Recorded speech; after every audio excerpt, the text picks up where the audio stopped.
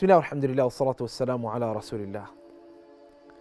Do we have to fear Allah Rabbul Izzati wal Jalal? This is a question that many people are asking today. Is Allah a God of wrath such that I need to fear Allah subhanahu wa ta'ala? Couldn't He just be a God of absolute mercy and I don't need to fear Allah subhanahu wa ta'ala?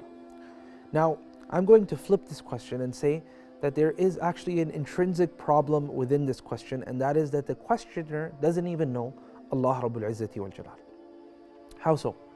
You see, my dear brother, my dear sister, when a person recognizes the majesty of Allah, when a person recognizes the benevolence of Allah, when a person recognizes the power of Allah, when a person recognizes the sovereignty of Allah, when a person recognizes the dominion of Allah subhanahu wa ta'ala, when a person recognizes the kingdom of Allah Rabbul Izzati wal Jalal, when a person learns and cultures himself with the names and the attributes of Allah, the natural consequence of all of this is that you end up loving and you end up fearing Allah subhanahu wa ta'ala, but a fear which is cultured with love.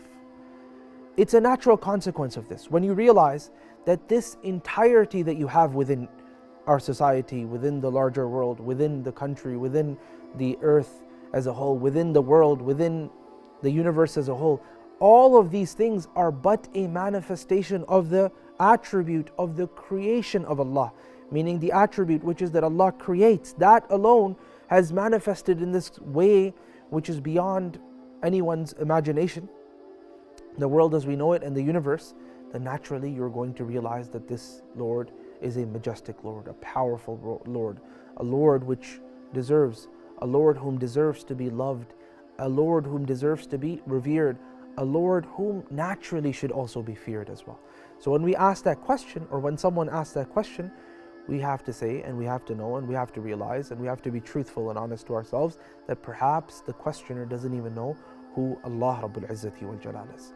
So it's not something negative to fear Allah subhanahu wa ta'ala, rather it is a natural consequence of the recognition of who Allah Rabbul Izzati wal Jalal is.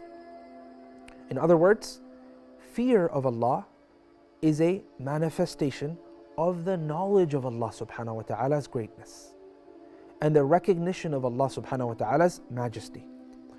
You see, my dear brother and my dear sister, this is the very reason why Allah told us in the Quran, إِنَّمَا يَخْشَى اللَّهَ مِنْ عِبَادِهِ الْعُلَمَاء, that there's no one that can truly fear Allah subhanahu wa ta'ala more so than those people who happen to be scholars of what?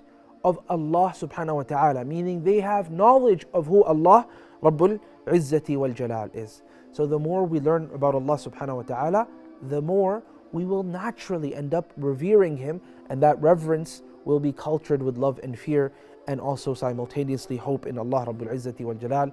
I ask Allah subhanahu wa ta'ala to grant us the wings of faith, which are both fear and hope.